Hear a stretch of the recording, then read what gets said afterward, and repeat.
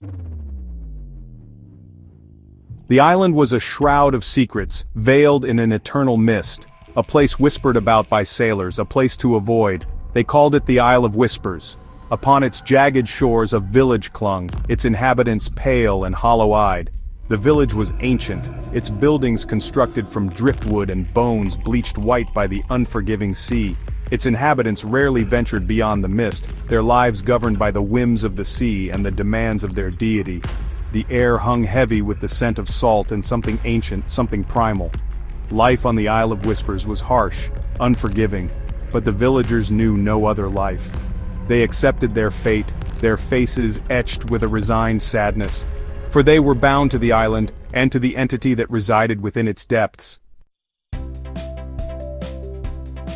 The deity was an ancient being, older than time itself. It resided deep within the ocean, its slumber troubled only by the pleas of its worshippers. They called it the Leviathan, a creature of immense power, with scales the color of the abyss and eyes that burned with an unholy light. Each year, the villagers appeased the Leviathan with a sacrifice. The offering was always the same, a young life, offered up to the sea in exchange for its protection. It was a grim ritual, one that filled the villagers with dread, yet they never dared defy the Leviathan's will. On the eve of the sacrifice, the chosen one would be adorned with seaweed and seashells, a macabre bride for the deep. They would be led to the edge of the pier, their cries swallowed by the mist as they were cast into the churning waves, a gift for the hungry sea. But this year something was different. The mist, once a constant presence, seemed to writhe and coil, its tendrils reaching out like grasping claws. Whispers carried on the wind, words uttered in a language ancient and unknown. The villagers, their faces pale and drawn, spoke in hushed tones. The Leviathan was displeased, they murmured. The sacrifice was not enough. The sea, once a source of sustenance, turned hostile. Fish, once plentiful, vanished from the nets.